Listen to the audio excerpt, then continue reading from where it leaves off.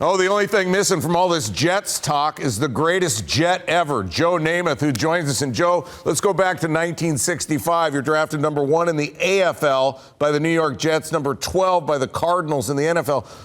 Draft day is quite the event now. What was it like in 1965? Well, it wasn't on television. It wasn't on radio. I was up in my dormitory, up in my room, and one of the guys from downstairs yelled upstairs, and, "Hey, Namath, I heard that the Cardinals drafted you in the first round." I said, "Oh, okay, yeah, that's cool." And after that, then I heard the same thing from downstairs about the Jets.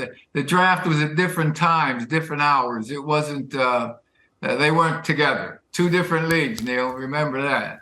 How would have Joe Namath dressed for the draft if it was the way it is now?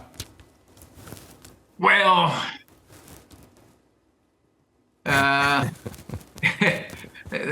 cats, hey, they were dressing clean, man. They were cool. I like the way they dressed. You know, I wouldn't be trying to outdo them because I'd be overmatched in that category.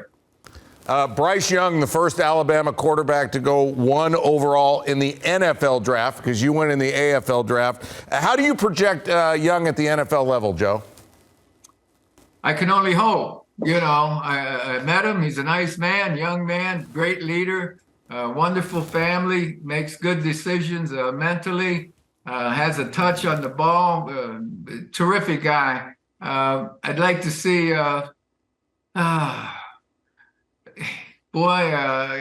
he did it in college, and I want to see him play well in the pros. You know, it's obviously the pros that do more studying than I did think very highly of him. So I'm certainly pulling for Bryce. Is the big concern the size?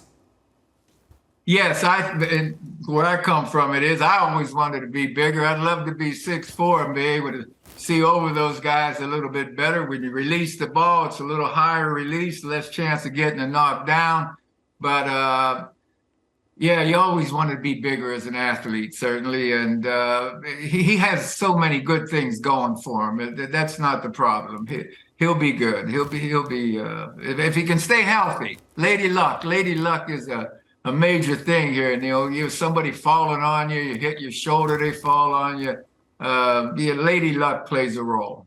Back in 2005, Aaron Rodgers goes 24th to the Packers. He's a Jet now. You said the first time that you met him, you liked him. What do you like about Aaron Rodgers?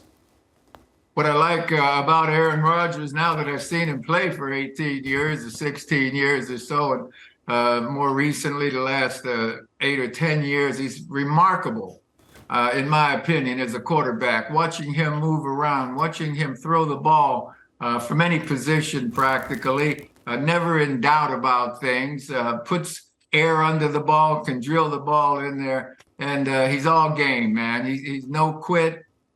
He's certainly a first ballot Hall of Famer, winning championships, the league MVP. I can't say enough good things about him.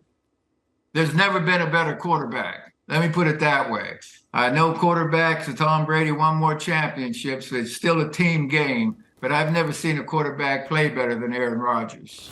You're saying, in Joe Namath's estimation, Aaron Rodgers is the best quarterback ever? You know, I'll take him with anybody. I'll take him ahead of everybody, anything, any way you want to look at it. I'm not saying he's the best ever. It's just that I'm thinking, from what I see, the man's remarkable. And if he can stay healthy, we've got a chance to make the playoffs.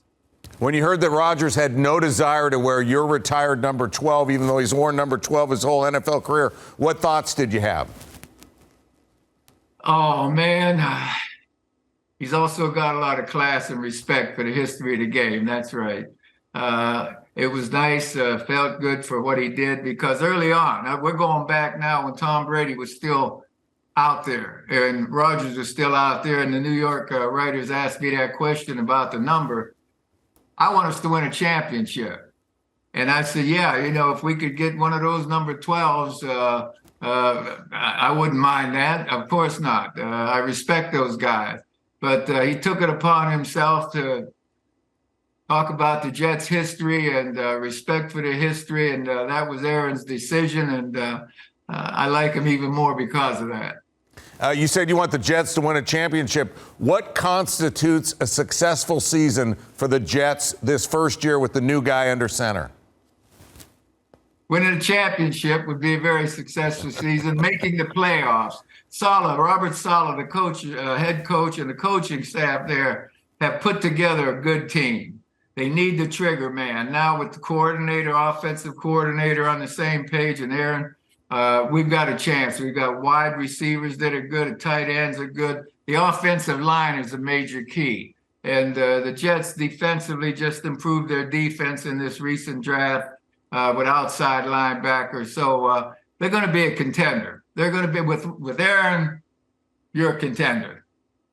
Listen, you made the most impressive guarantee in sports way back when you said your Jets would beat the Colts. You got any guarantees for the upcoming Jets season? I can guarantee those Jet fans are going to be fired up, buddy.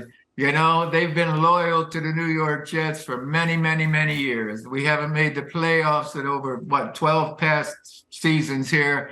But the Jets fans have been loyal. I'm talking about not only in New York, but New Jersey, but around the country. So we want to win for those Jets fans, and I hope we can do it. With Aaron, I know we can do it. The original Joe Cool. Joe Namath, still making plays. Neil, thanks for having me on, buddy. Thank you for watching ESPN on YouTube. For live streaming sports and premium content, subscribe to ESPN+.